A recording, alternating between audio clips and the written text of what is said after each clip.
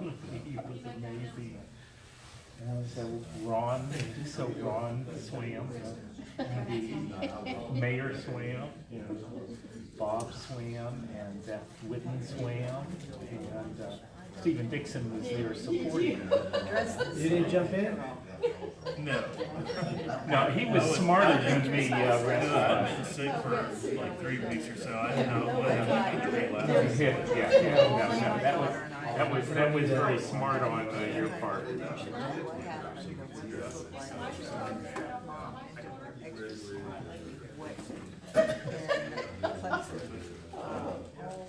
So I'll be working on that. We got a forum. We're going to You've got so insight for us about Switzerland.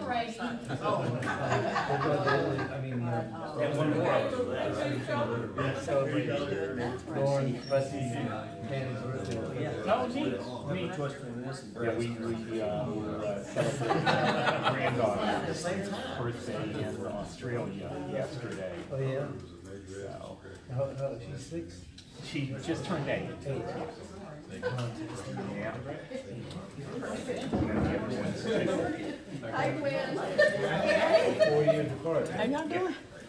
Good, good. Any more on the way? I think that's it for now.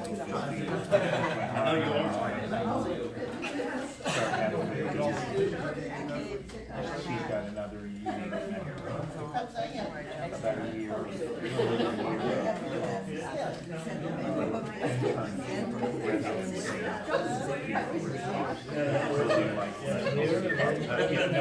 Here, she's East Alabama Mental Health.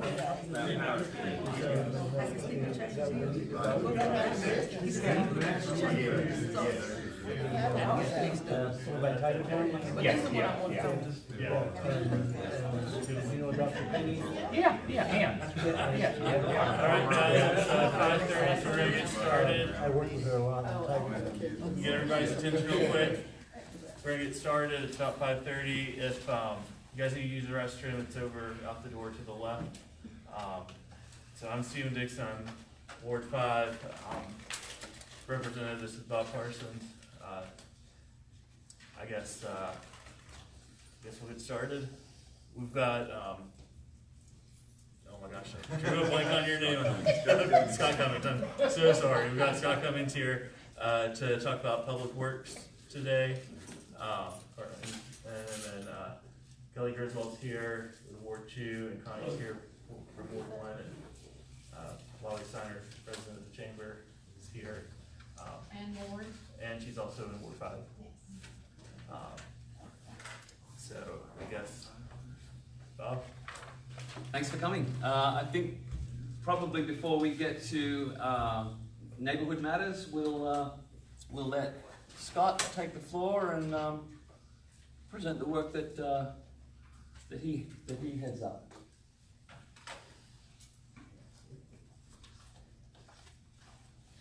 I do appreciate this opportunity, and it's really timely with, since I started in April, we've reorganized a lot within the city's organization with overall structure, engineering and public works, which was kind of one department became 2, and then we've reorganized, realigned some of the divisions within the city in order to provide a more holistic approach to how we deal with our public works. And so I just want to give an overview of what we do so that you can align and take notes of what we're responsible for. And I think we're pretty much responsible for everything but water and sewer, things people complain about. So we got, just call me. If it's not us, I'll get you to the right person. So no, seriously, we're from the government. We're here to help. And one thing that became clear to me real early in this job, I did not realize the national acclaim that Auburn's Public Works Department had. The other day I got a call from someone and they were complaining about these potholes and wanted us to come fix them, and I asked for the address and he gave me the address, and I'm pulling up GIS and going through stuff, and I'm saying, sir, can you give me a major street? Well, this is a major street. And I'm like, okay, I'm sorry, I can't find this on the GIS. I said, where are you calling from? He said, Auburn. I said, which state? Washington. This is all around Alabama. He said, well, can you come fix these potholes? So I said, well, I have to get permission, but it may take us a few days to get up there. So, anyway, it's, we had a good laugh, and, you know, we've had a few calls like that come in, but, you know, it's interesting. Someone asked me one day, what, you know, can you define a typical day at your work? And I said, no, there's no typical day. So, you know, it's the case for everybody, but we're excited about a lot of things we're doing, and you know, my goal is, you know, I don't ever want to really get settled. I do want to continue to look at how we can become more efficient, because, I mean, obviously our you know, a couple of our main goals are to, the keys to success really is, you know, built around our asset management, what we can do to extend the life of our assets and our capital investments that we've made throughout the years in the city's infrastructure, and in doing so, you know, we maintaining these assets and then doing what we can to extend the life of these existing assets.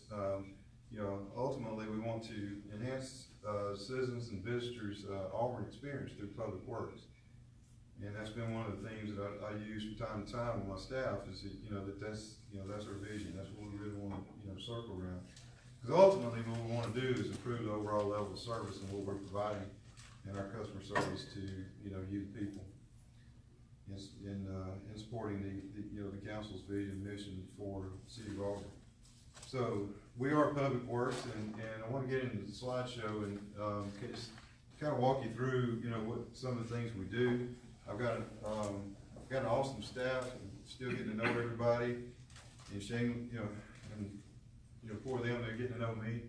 So you know, I got Brandon Foshi, who's our maintenance division manager, or Crystal Lovich is our facilities division manager, and I'll get into a little bit more about what they do. And Mike Marshall, right-of-way maintenance division, Chris Powell, our construction division, and Dan Ballard, our landscape sustainability division. Just kind of put things in perspective. We maintain about 300 miles of right-of-way streets. We've got about 136 miles of storm sewer assets. We've got about 150 miles of walkways and paths. About 1,300 acres of right-of-way. Most of that we maintain. There's some of that's within the homeowner associations to maintain. We've got 14 public facilities that we maintain. We do everything but parks and recreation facilities. They still maintain their own. And then we've got 40 landscape locations that we manage. So who is Public Works? So as I said earlier, you know, the divisions we've settled on as far as when we pulled everybody in for the reorganization. Our maintenance division, first we'll start with that one. Our city streets and parking lots, we do, you know, we're crack sealing. We just finished a project in crack sealing. I don't think we did anything in these two wards, no offense, but I know we were in Councilman Griswold's ward, because we were over in that area. So the purpose of crack sealing, if you don't know, really is for us to go in. This helps extend the life of some of our streets by sealing off some of these cracks, keeping water out, which, you know, water gets underneath the asphalt and they degrade it very rapidly. So something we do every winter. We have a budget, we have a schedule, try to get it in, get it done quickly. Of course, the rain held us up a little bit this year to finish it up, but we have wrapped up that project for the year. We do a routine street sweeping, and that one I know we got a lot of calls. Some of you may have called on that. You know, it's interesting when you fall by a wet year, trees put out a lot of leaves, and when you have a warm fall, then all the leaves fall at the same time. So we were very busy this year. I appreciate everybody's patience with us and allowing us time to catch up. We're actually wrapping up our final cycle around town on that, and then we'll get back to a normal schedule.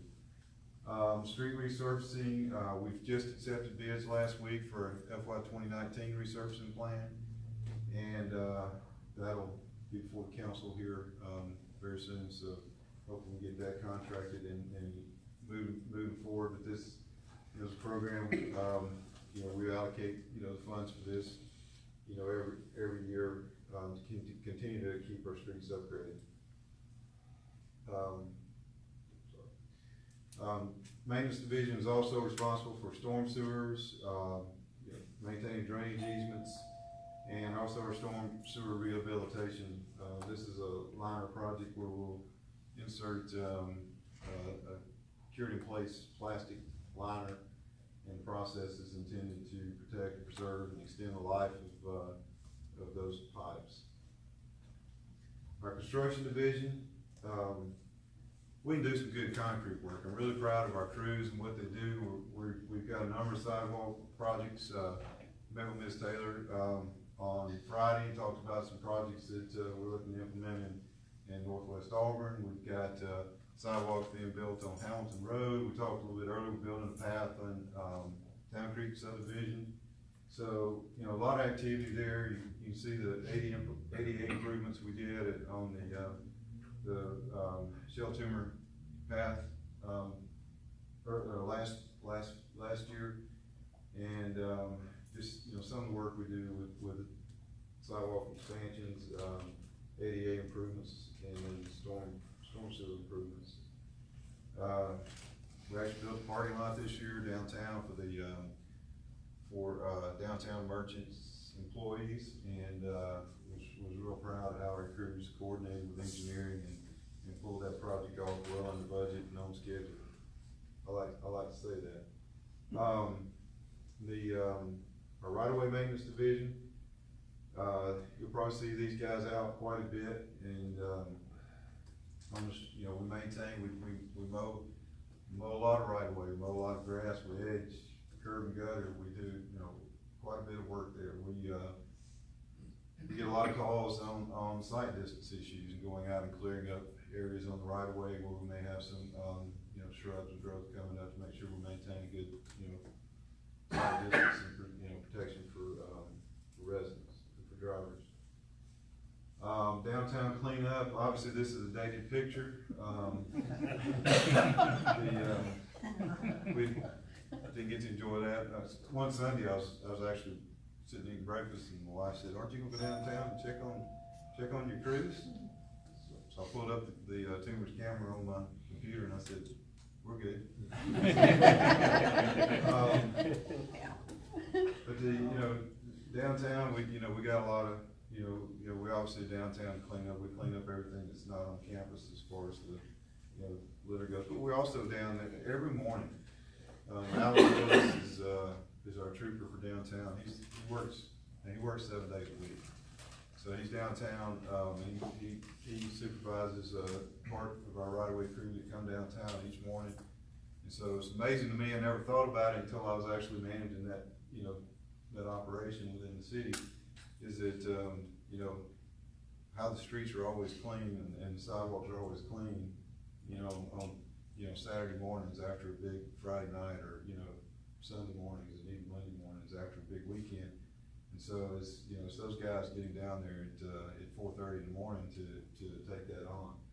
So I ride my bike through town and get there 5:30ish, and they're wrapped up by then. So anyways, get that done. So by the time most of you are getting downtown for coffee or business, they've already got it cleaned up and taken care of. And then our litter control, picture of Miss Teresa, she's been awesome. Just how she manages that program. It takes a lot of pride in what she does.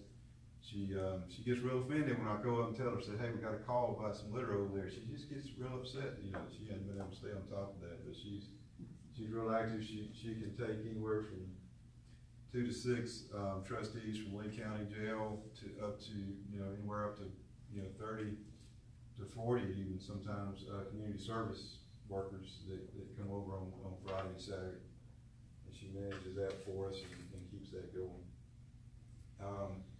Obviously, we do a lot of tree pruning and cutbacks and keeping things trying to keep our bike paths clear. Hopefully that's nobody's mailbox. I thought about that our facility maintenance division, we do, I mentioned earlier, we got 14 facilities. We do everything from Parks and Rec. We take care of facility service contracts. We we do some of our own building maintenance improvements, and and we also contract out and manage the contractors for some of those improvements that are larger than our capabilities. We also are doing, involved in a lot of building condition assessments and efficiency assessments and what we can do to continue to get our buildings more energy efficient. Our landscape sustainability division, and just say this one, real excited about some of the things we do. We get a really big opportunity within Public Works altogether is really to influence people's opinions of when they arrive into Auburn. So we're really working, toward a lot of investments that, the city's, doing as far as some of our streetscapes coming into town.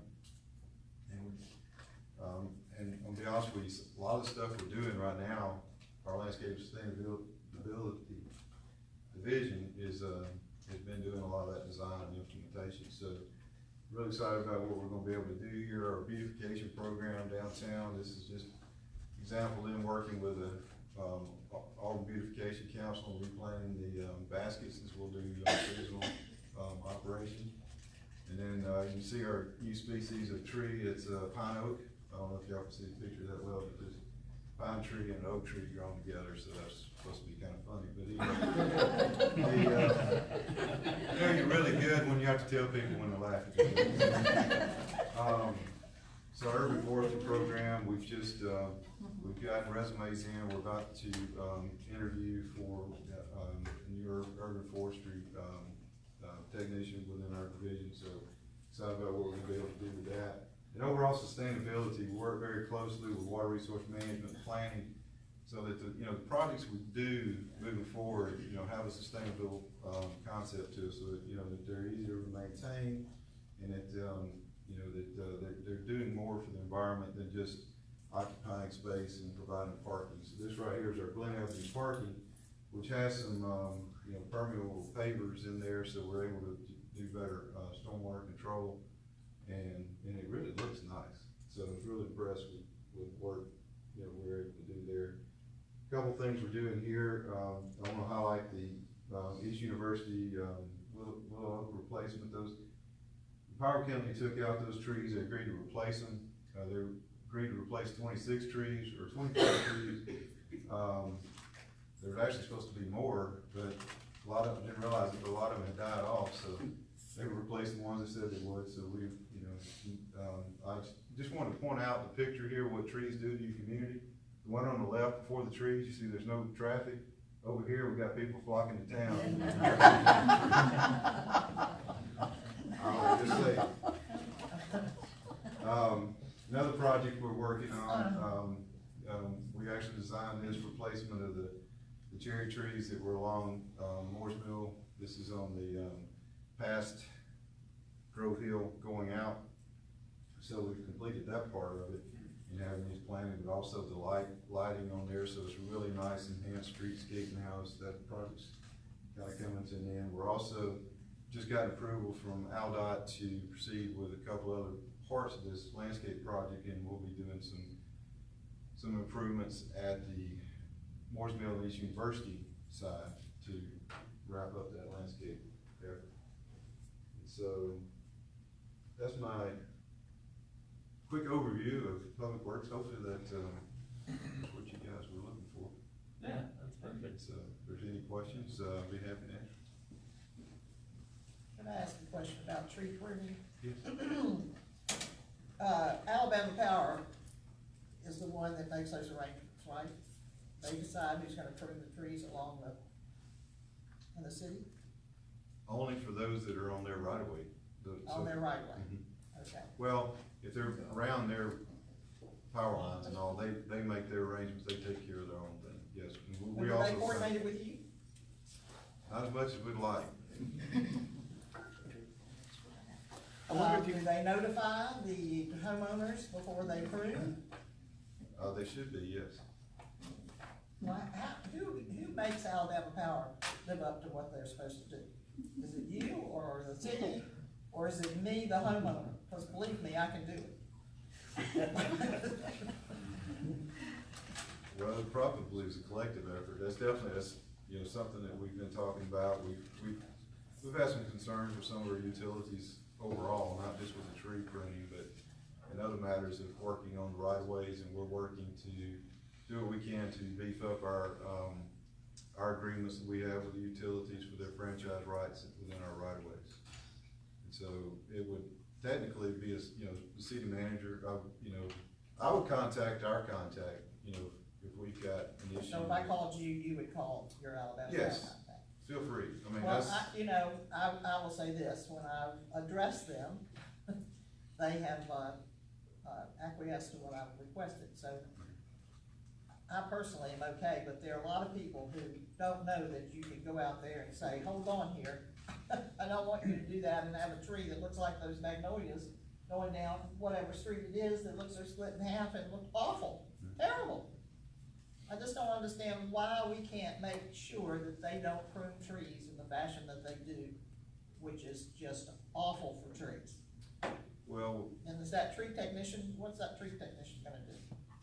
with The one you're getting ready to hire? the one we're gonna hire, well, they would coordinate with Alabama Power's Okay. person and help us with that. They'll also be the ones that we'd call on to evaluate the health of trees that we're gonna, consider taking out, or, so when we get calls about an issue with a tree, we have to, evaluate it, to whether or not, we think it's healthy or not.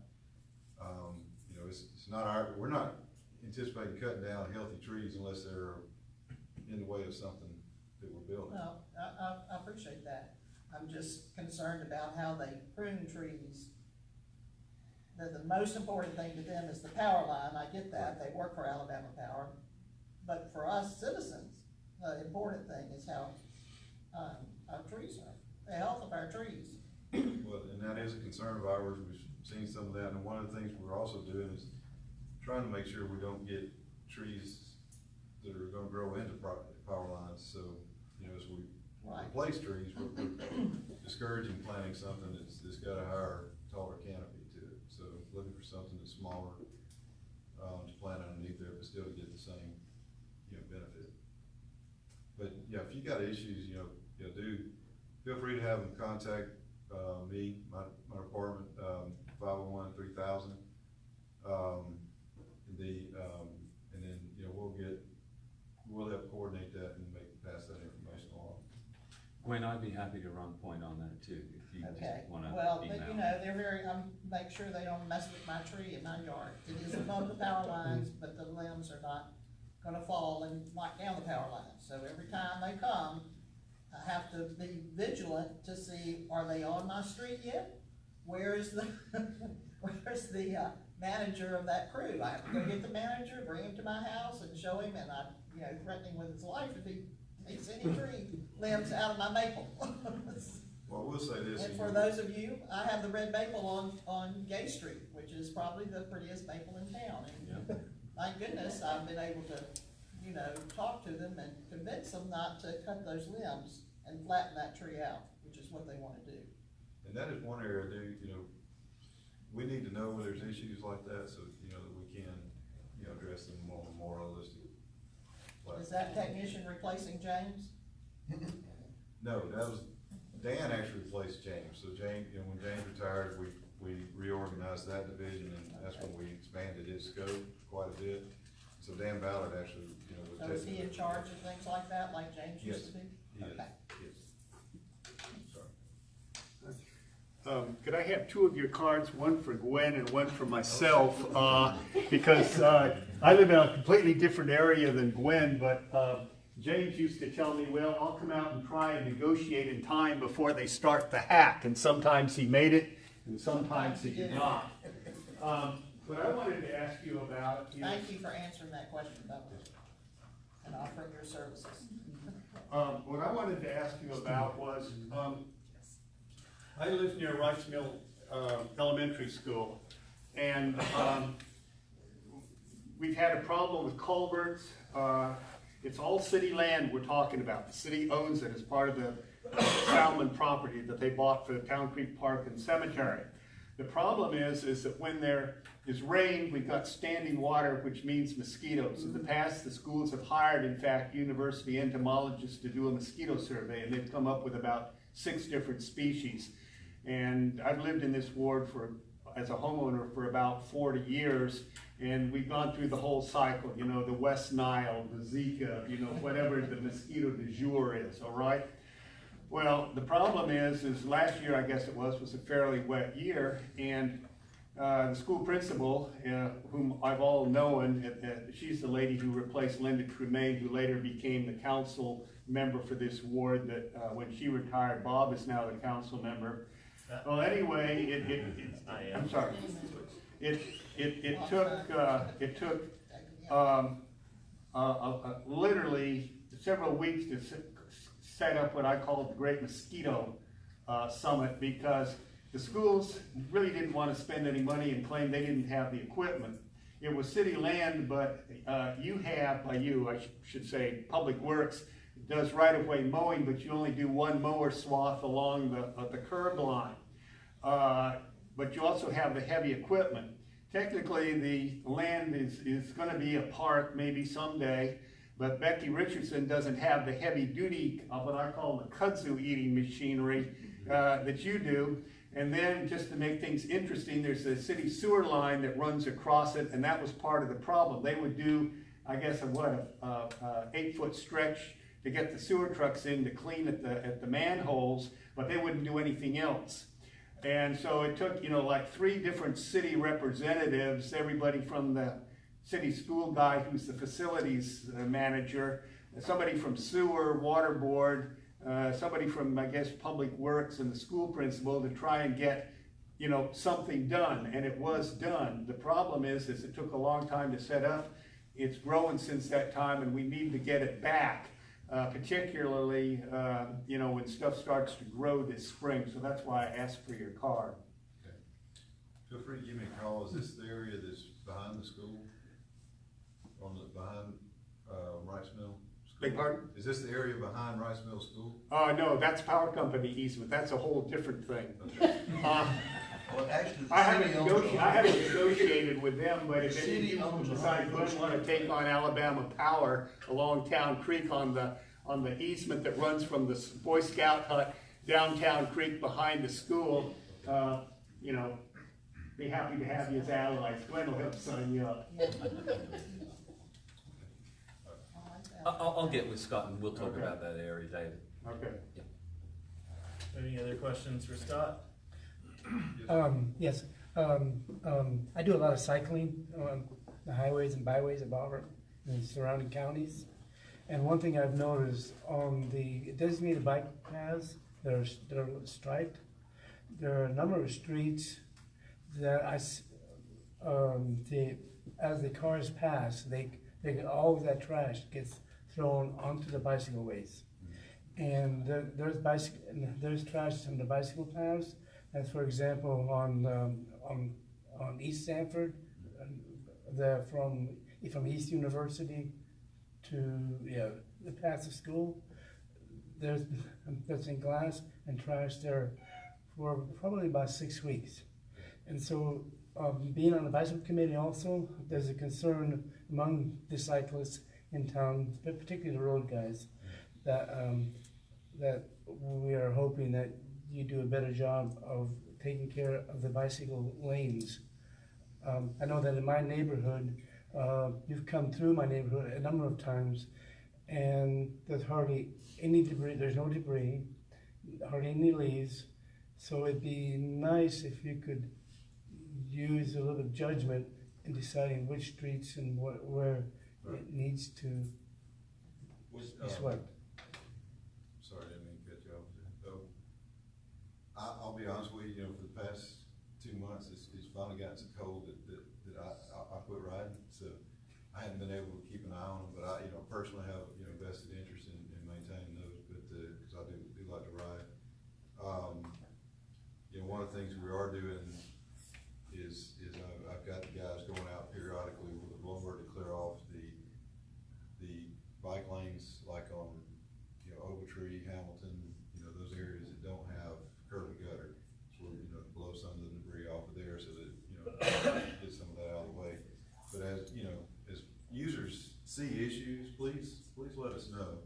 I mean, we've got a schedule we're working on to where we make a clockwise route around the city. But if we know we got an issue we need to go get, we can juggle our schedule around to make sure we hit those areas. So, Thank you. but I appreciate you letting me know about that.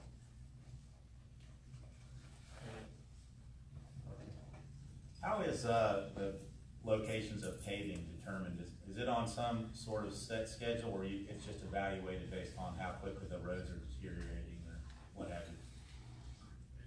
Yes and yes. It's, we've been doing for, I guess forever, an assessment that, our inspectors have gone through and assessed roads, streets around town. And, you know, through that, you know, they grade them out, score them, and all that's collected up. And the street resurfacing plan is based on the priority of, you know, the score. So, you know, high score or, you know, being a bad road, then, you know, we're gonna break down, we have a budget, what we're trying to work with, and so we try to get as many streets within that budget each year. One of the things that, Kevin and I have been talking with Allison about is stepping that up a little bit and changing the way we do our assessment and, implementing some, you know, state-of-the-art technology so that we can do, I think, an even better job of how we maintain that, but it's still, you know, we will be assessing the streets, and, you know, that plan would be hopefully to implement that this calendar year and to, you know, begin that process in which, you know, then we would rank and score the streets, be able to, rescore the streets based on certain maintenance type activities we do, like the crack sealing, I said, you know, or fixing potholes. But then, you know, we'll develop a plan, and once we get this set up and structured, we'll, you know, my goal is to have an interactive map so that, you know, citizens could go online and kind of see where their streets may fall, what kind of grade they get, as well as what year they may fall in the, resurfacing plan. Does that answer your question? Yeah, thanks. Scott, I wonder if you could talk briefly about the sidewalk that is scheduled to be put in the Moores Mill Road between Sanford and where it connects up past East University. I wish I could, I don't really. I know we had some people last meeting. Yeah, engineering is, they've worked with that design, we're not installing that, of course, we'll maintain it once it's built, but, it's my understanding that, you know, we've had some issues, delays with DOT, that has finally moved to the next hurdle, and I believe the bids have opened. It is out to bid. It's out to bid, yes. So bids will close at the end of this month. So hopefully by March, we'll know what the bids look like and have a contract to the council for approval. You gave us a pretty good email to me the other day. Can you just kind of summarize that? Sure. Kevin Calvert. No, this is Kevin Calvert, he's our assistant city manager. So, I mean, this is a project that we've been working on for a number of years now. Kind of putting a jigsaw puzzle together of sidewalk segments so that everything works together and we get neighborhoods connected to schools and churches and shopping and all that. So this section of Moores Mill, that is more or less between Dean Road and Sanford, is the last section in that area. And then all those neighborhoods will be connected to Sanford School, to the junior high school, and ultimately to the existing high school once we get sidewalks completed on University. We did have requests probably starting 5 years ago from residents for sidewalk in that area. They went through the petition process, we got the petition, and we were applying for a grant from the state to help us with the cost of that project. The project was delayed when Councilwoman Tremaine won the seat, and she was not convinced that the public in that area wanted that sidewalk, so she asked us to go back through the petition process again, which we did, and that took about a year or so to do that. We applied for the grant, we got the grant. The grant is worth $400,000. The project is budgeted for $800,000. We'll see where the bids come in. They will probably come in about $1 million, I'm anticipating. Now, why would a sidewalk cost that much? Well, it's much more than a sidewalk. We're having to build curb and gutter. We're having to pipe all the open ditch on that road. And it's so there'll be a lot of drainage improvements that will go along with it. All of this sidewalk has to be ADA compliant, which makes construction very difficult. And you all have been on this road, and you know how hilly it is, you know how much landscaping and trees are in everybody's yard, so it's gonna be a difficult project to construct. But it is out to bid now. We do, expect to have the contract in March, which will let us get underway probably in the April-May timeframe. And I'd expect about a 6-month construction timeline on that. So it'll go into the fall of 19 under construction. It will probably be painful if you drive on that road. But it is a very, very good traffic calming technique, so speeds will be slowed, so that'll help out. But that's pretty much it, and there are, again, it's just one of many. We've done lots of grant projects in this area on sidewalks through what is called the Safe Routes to School. We built sidewalk on Dumas Street and some other areas in the vicinity of the schools too. So again, that'll be kind of the last segment of the year. So we are excited about getting that done. And also we'll be looking at some additional street lights as part of that project. There are some street lights in this segment, but we probably do need some additional lights that we'll be looking at that. Yes, sir. Coming north on Moore's Mill from Dean Road towards Sanford, the easement seems to be very wide. However, it narrows greatly by the time you get up to about the intersection with Sherwood. Is part of the $1 million any land acquisition, or how much does the right-of-way narrow as it gets up towards Sanford Avenue itself? Well, it does narrow between Dean Road and Sanford. It's quite narrow there. Yeah. We have purchased some easement, but for the most part, the easement that we needed has been donated by the property. Okay, great. Now, will that be only a sidewalk, or will it be, shall we say, room for a bike lane, for example? We are not able to accommodate. Not accommodate a bike lane, okay. And would it be a what I'll call a full width sidewalk, at least in that area? Sidewalks we do have, depending on when they were built, some seem to be relatively narrow, and then others seem to be much wider. How wide will this one be? This will be our standard 5-foot sidewalk. 5-foot sidewalk, okay. That is, we've been building 5-foot sidewalks for about the last 5 years now. Prior to that, the standard was 4-foot. Yeah. Now, we do build wider sidewalks, multi-use paths. Those are typically 8 feet, where we expect a lot of recreational volume. I think that's one of, Stephen, the biggest thing I hear about from my friends is when is that sidewalk, and they've just about given up hope. Can you think that there's going to be any publicity you can do on that says we're in the bid process, the bid will be closed, such and such? We expect to start work in April, and it could be closed, completed in 6 months. Yeah, we'll issue a press release once we get the bids. Okay. And get underway. I think, Stephen, did you put something out on that from what I sent you? Not yet. You didn't? No, I responded to a few emails around it. Right. With your response. I'm guessing you'll probably put some stuff on Facebook and I will. next door and all that, so we'll get the word out. Are y'all in charge of the, mess on College? We're not right in front charging of any messes. the road construction on College in front of the, museum? No, he's not in charge. No, I'm not. Who's in charge of that? The Public Works Department's not, our engineering services is working on that as a collaborative effort with the university. Yeah, the Auburn University is managing that project. Do you have any idea when it's gonna be? When it's gonna be finished? Well, just so that we can turn right and left out of Kimberly.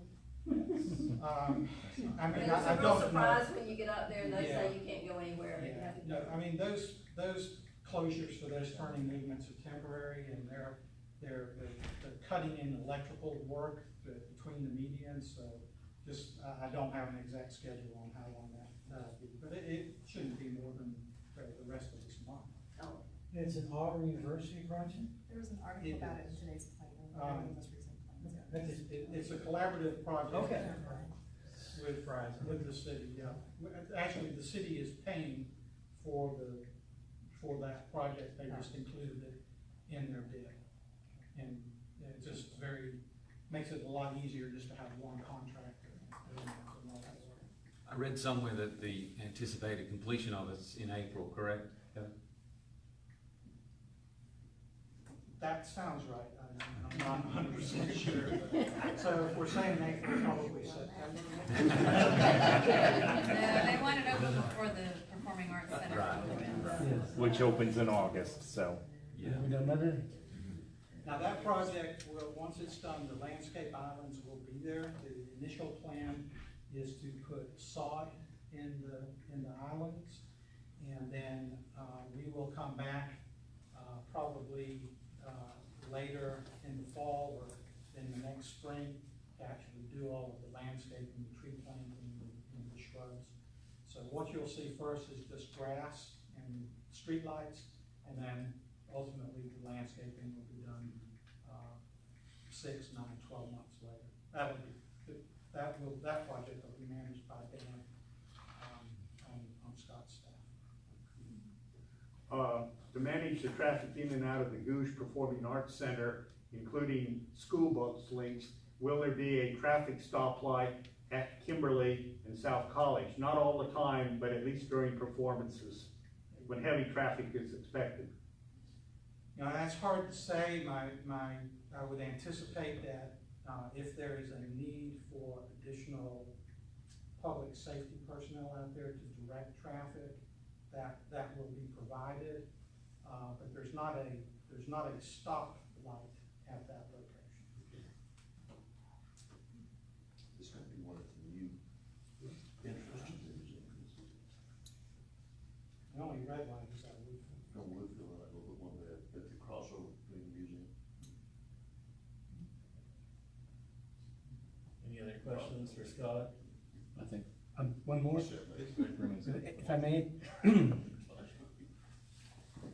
With all the road construction that's occurring throughout, has been occurring and will continue to occur in Auburn, one of the things that concern me is the inability to comply with the manual for uniform traffic control guidelines. I've never seen, or rarely have I seen compliance with that manual by any of the construction crews, and that's always a concern because sometimes there's very little or no opportunity to self-correct in case there's an oncoming car, particularly if there's a 3-lane with chicken lane, or turning lane, whatever you want to call it. So that kind of has always been a concern, having been in the development business for many years. As a developer, we were always expected, and we always took self-initiative to follow the manual for uniform traffic control. Well, I see that, and that's been a concern of mine for my department specifically, and I've been working with our risk management folks, and we're gonna beef up our training. I know, we've added equipment. There's some concerns I have for our own staff safety with that, as much as drivers being able to maneuver around it. People don't pay much attention to the cones being out there. I'll be flat honest with you, nor the signs that say slow down. And we've been very fortunate that we've not had anybody injured, but it does disappoint me because I've been out before when we were trying to pull a tree in and out of the street, and people were flying by and driving all over the place. And in that case, it was an emergency situation where we needed to get it out of the way quickly, and so we didn't really have time to set up a bunch of cones. So we set up some vehicles, and people, they didn't care, they were just driving right through it. But so that is a concern of mine. We're looking at what we can do, and potentially use stuff we need to purchase in order to provide that safety. Now, as far as what goes on in the other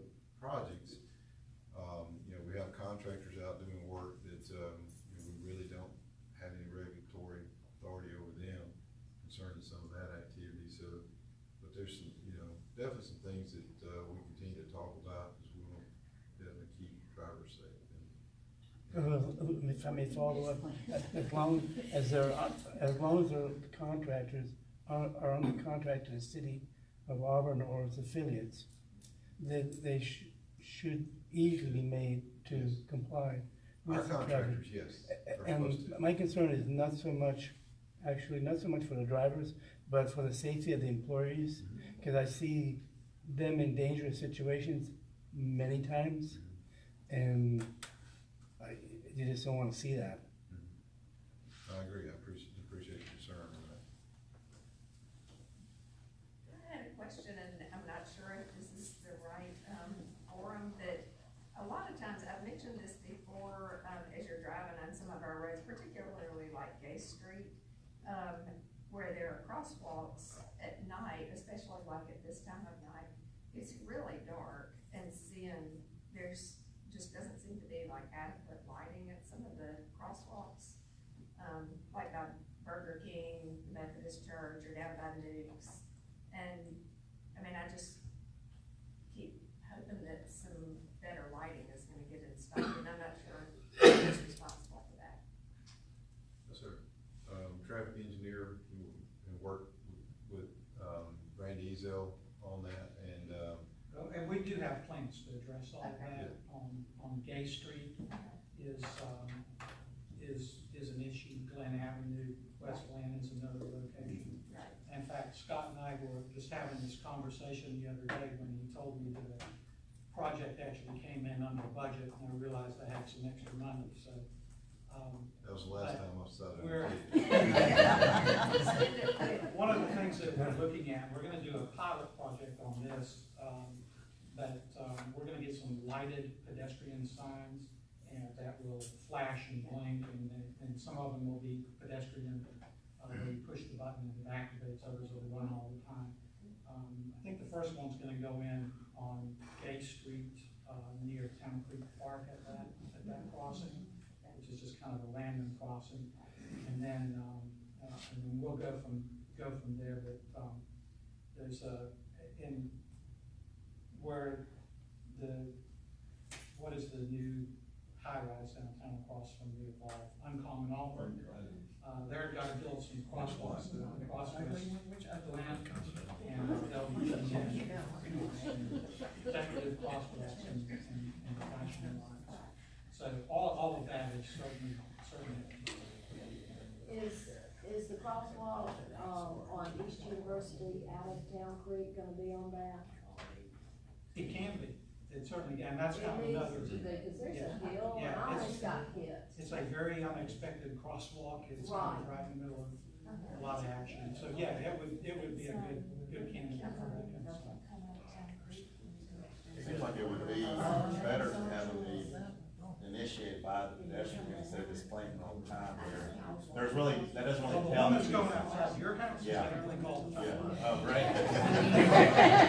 Well, I think these kids, they look like it's a horse dealer or something, and they're like looking at their phones and they just walk out in front of them, you know? And they come in both Yeah, ways. yeah.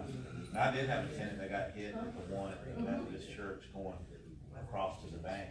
That is a very tough. It's very dark there. Very tough place. It's very dark. Very tough. And they're led to believe, because on campus you can, you have the right of way. Yeah. Pedestrian has the right of way, so it's not unusual for them just to walk out there. Do you wanna be right or do you wanna be alive? Okie dokie, do we have any other questions for Mr. Scott Cummings? We don't want to keep you all too late. Do you know, our single stream recycling bins, are those, when do you expect those? Non-stop department again. So yeah, we are behind schedule on delivery as a result of the weather we've been having, but I expect we'll have those delivered by the end of this month, and we'll be operational shortly thereafter. But we have parts. You said that last time. I did. I did. And that's what I keep hearing from the other department heads. Fuss at you. Yes, ma'am, you can fuss at me, but we do have parts for everybody that wants them, and we are very close to getting that off the ground. And what is how do you decide where they go, and Cause there's streets right by me that have them, and I'm Yeah. like, oh. Yeah, definitely. There must be somebody on your street that we don't like, so. Probably me. That's what, probably me. You can send, if you're concerned, you can send Tim Woody at Environmental Services an email and he'll give you the schedule of delivery on that. It's all scheduled out. Okay, great, thanks. Will they drive up your driveway and No. get it? Not gonna happen. I like that. Not for recycles. Oh, not for Not for recycling. Thank you, Scott. Yeah, thank you, Scott, for coming. Thanks.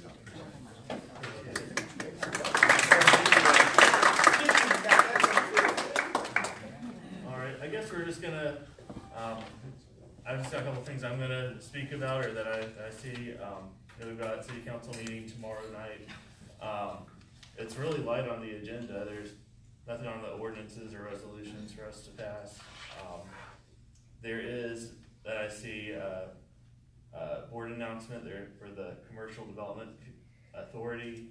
There's 3 vacancies, that they're gonna open up, and, I think they're 4-year terms. So we encourage any of you guys that would be interested in that to apply.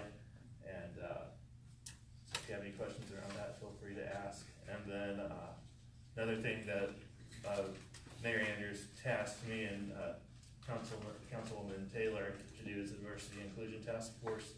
This Thursday, we're having our very first meeting with our group. We've all selected, I selected 3 people to be on the task force, as well as Connie and Mayor Andrews. So we'll meet together in the meeting room at 5:30, and that'll probably go for about an hour or so. So that's welcome to anybody that wants to hear what we've got planned for that. And Bob has anything, and then we can answer any other questions that you guys have or concerns you'll have. So, just a few basic things. On the front desk there's a sign-in sheet. If you haven't already signed in, there's an opportunity for anybody in Ward 6, if you're not already on that group email that I send out on a kind of a monthly basis, and you'd like to be part of that, like to stay in the loop with that newsletter, you can just leave your name and your email there, and I'll be sure to add it to my distribution list. Also over on that table there is the city sheet that's listing all the board and commission appointments that are coming up between now and I think the end of March. So I really encourage anybody who has a hankering to get involved in city matters, please consider signing up for a board or a commission position. And democracy works really well if we all participate, and I really encourage neighborhood folk to think about applying for a position if one speaks to you. And the process is? Yeah. How do you ask for a letter, asking to be? The process has been a little more streamlined now. There is an on-site application, a web-based application form that you can go to the City of Auburn's website and fill in. It's like a form letter that you fill in. It asks you for pertinent details, and you can fill it in that way. If you have any specific questions outside of, it's a pretty self-explanatory form there right now. That also, I think it provides you with the parameters, if there's a special skill set that you need to apply for a particular board or a particular position, it'll be included on that form. Do you have to send in a resume any longer? I believe you You can. have the option of attaching a resume. You don't have to, Okay. but you have that option. Yeah, we're moving on. Yes. Oh, I'm sorry. I was on that website today and I could not find the application. Is there some special place it might be?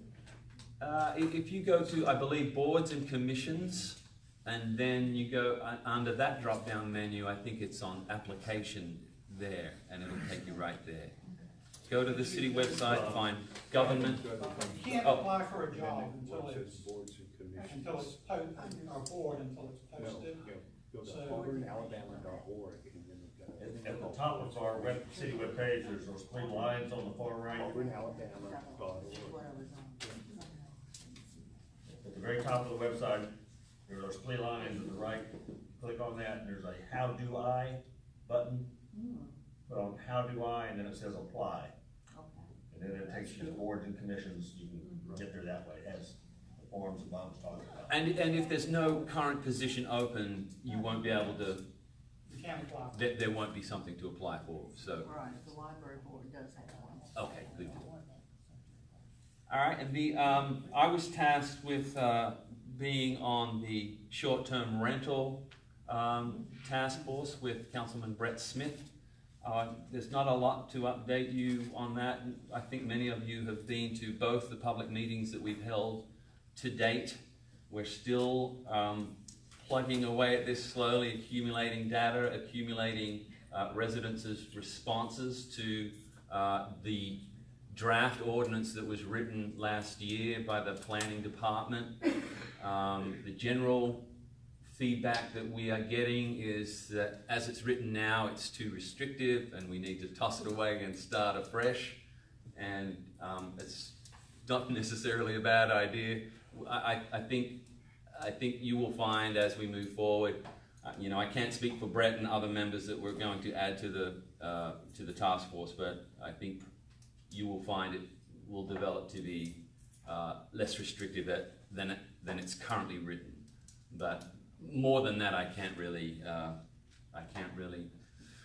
have the information to share with you because it's still really quite early stages yet, and I ask for your patience as we stumble our way through this. And that's all I have. It's pretty quiet in Ward 6 right now. I have a Fingers question. crossed. And this might be a Mr. Calvin's question. Since the city bought the Baptist Student Union for the parking deck project, and the Baptists were supposed to be back in their space within a certain time frame, which I think was fall of 2019. If we don't get them back into that space by 2019, are we going to be paying a penalty for that? No, we're continuing to pay for them to lease alternative space, but there's not a penalty provision per se. Other than their lease. Yeah. God is really mad at us too, so.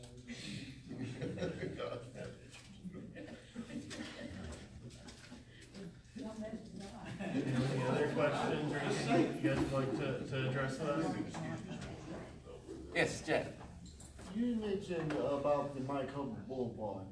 What's the update with that? Because you spoke at once and you kind of.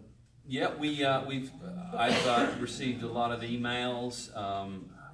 The overwhelming majority of people that are contacting me as Ward 6 representative are asking that Mike Hubbard's street sign be removed. And I'm all about representing the majority opinion of those people who are speaking to me about it. Whether or not the council as a whole has the will to do so is another matter. And so it's in my opinion, moving forward with this, a betting man would say that we will not have the votes to have it removed. I'm still open to the idea of putting it to a vote so that everybody can have a look at who's voting what. I think that's a fair call given the amount of emails that I have received. I can't speak for Stephen, but I stand ready to represent the views of my ward. Stephen? Another question. I'll actually be honest with you. I've been trying to listen to everybody in this discussion or conversation around My Covered Boulevard. And I heard through the campaign that a lot of people would like to have that removed. I actually scheduled a meeting a couple of weeks ago with My Covered and spoke to him directly about it. Cause I didn't have all the information about how that came to be. And so it was something that the old council, I mean, this predates Ron and everybody almost. That was something that they wanted to do. They wanted to honor My Covered with everything that he had done. And so my understanding is that Mike is still going through the legal process right now. He has been charged, he's been sentenced and everything. However, the legal process allows him to pay a bond and be free. And so I think until the process is completely through, I don't think we will see the sign go down. I would also be open to a vote if someone wanted to bring that up. But I think we need to be careful with, people's lives. I think it's important that, everybody has a fair share. And I think by addressing this and bringing this up, I don't know if that would be fair to Mike. So that's kind of where I'm at on it. And if you guys have any questions, I spoke at the recent city council about the issue on the larger picture, which is a local governmental body I don't think there's a place for us to be wading into partisan politics by giving any member of the larger political arena an endorsement, whether they be Republican, Democrat, or Independent. We represent Auburn as a nonpartisan body. I represent anybody in my neighborhood, regardless of where they stand. So I think going forward, I would like to see some type of language added to our ordinance that removes us from any kind of endorsement, if you will, of state and federal politicians. I think we are better served to find citizens who distinguish themselves with honor, without the loaded politics. And the argument for removing it now, even if it just comes down until this case has its completion, there is an argument that's saying that we are again engaging in the politics of the former Speaker Hubbard's situation. So I have taken your comments seriously, and I believe in a democracy. My job is to represent the views that I receive the most of and the most enthusiastic of, and I have to tell you that the general consensus in my ward is people are not happy to see that as they drive into Opelika. They're not happy that they see visitors drive into Auburn to be greeted with that sign. And I'm happy to vote with the majority of my ward. Bruno. Can I ask you one more question? Yes, sir. There was a long article in last week's newspaper, like in the Auburn News, regarding the hotel being postponed or otherwise being addressed. Can you, since I believe it's in Ward 6, your ward, right? No, it's right on the edge of my ward, but yeah, it's still a matter that we can talk about. Is there any update as to after the status of that project? What's the problem? I believe it is no longer on the table. Is that correct, Kevin? Yeah, the developer of the Southern Living Hotel component has withdrawn from the Parsons. So they are, at this point, they are out of that deal. You know, we made a lot of decisions over the past couple of years to accommodate that hotel. The height thing, that was a major argument. The councilman said, I don't want to drive that hotel developer away. And now he's gone away. You know, we need to revisit some things. Yeah, I remember as a citizen, I was, that's kind of how I have ended up where I am, quite frankly, is the feeling that we didn't get heard. The citizens of this town didn't get heard, and consequently, the height of the college edge overlay was increased to 65 feet again. 75 feet, I'm sorry, and so yeah, it's a pudding. It's a what? Pudding. Must be It's like somebody cooked something and it's cooked and there it is. And a pudding is like a warm dessert that you might put custard on. That's from Dothan, So right? yeah, no, I understand you. I mean, yeah, that's right. The That's from Dothan. Dothan. I remember you saying you're from there. That's right. So no, I think this is a bit of a problem for us. We had the Watley building. Pudding? The Watley. Was it tasty pudding? Hasty pudding, yes, hastily whipped together. So we had the Watley building, I think, heralded the return to 75 feet. He wasn't able to, I believe Mr. Fleming, I think it is the developer there, was comfortable with the 65 feet as it stood, but he would really have preferred it to be 75 feet, and we said okay.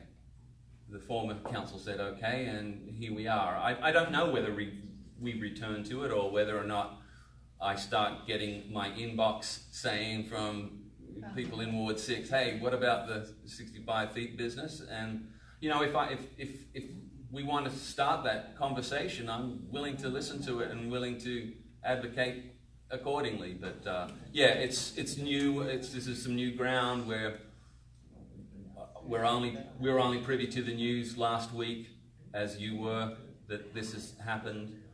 So I don't know where we go from here, quite frankly. Do you know why they withdrew? I don't. Maybe funding. Probably funded. I do. What is it? Mayor? Well, no, I mean, they are negotiating a development deal to build a hotel, and they couldn't negotiate satisfactory terms for that deal, so they withdrew. That's the bottom line. It's a development deal. They're in the business to build a hotel and make money, and you know, they're trying to make the best deal they can.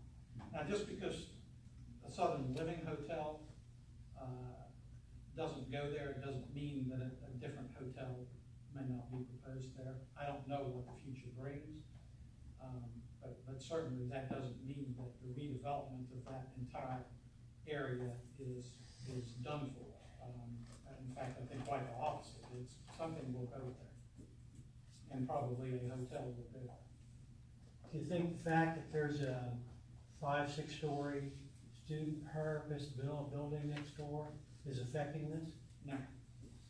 Why do you think that? I have no indication from the developer or anybody involved in the project that that's the case. As a businessman, I would think that would affect my investment.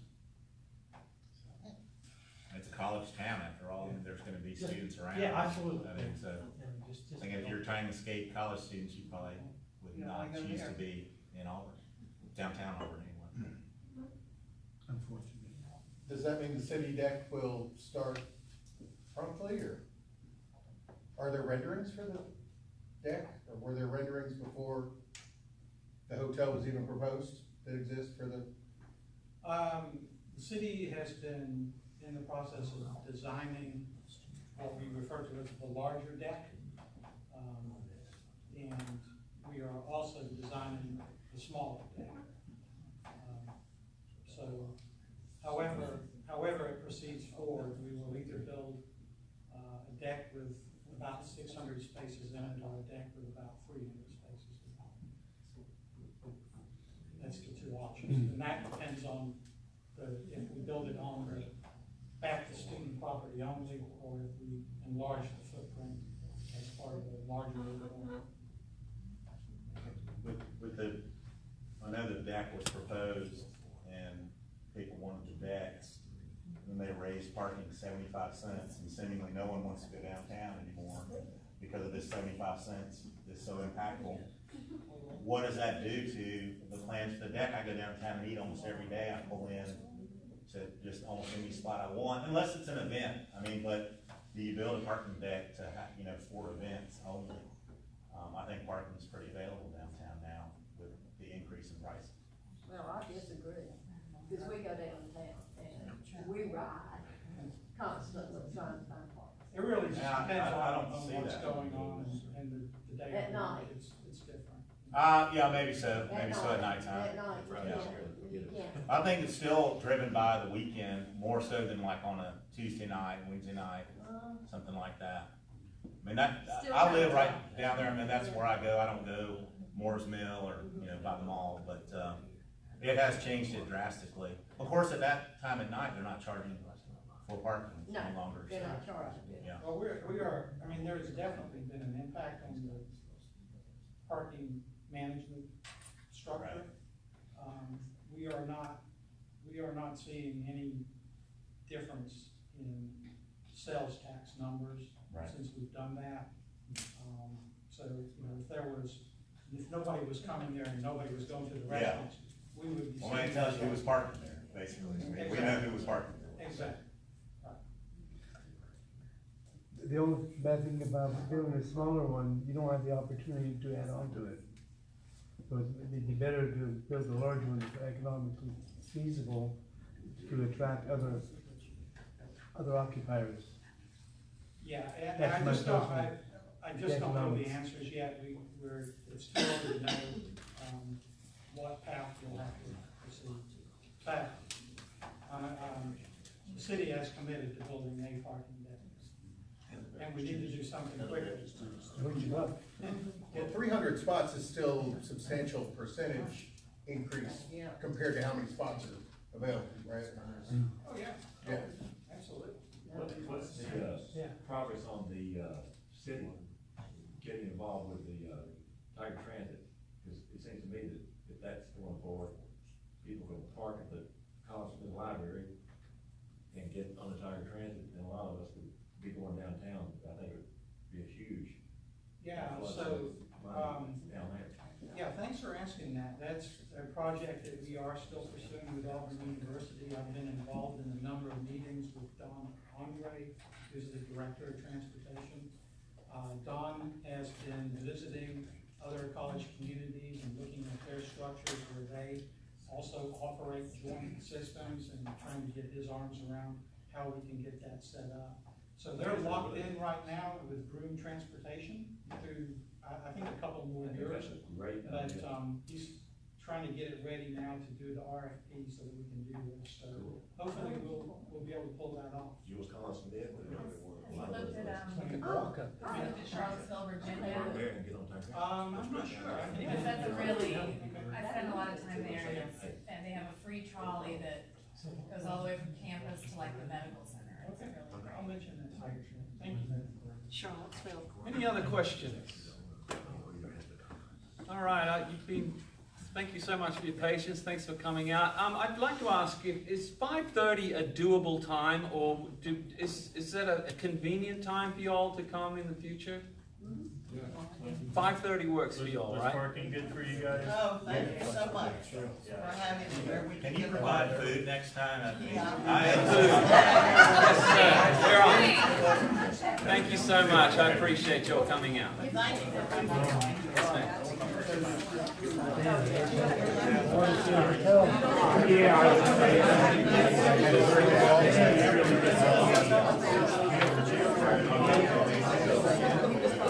Yeah.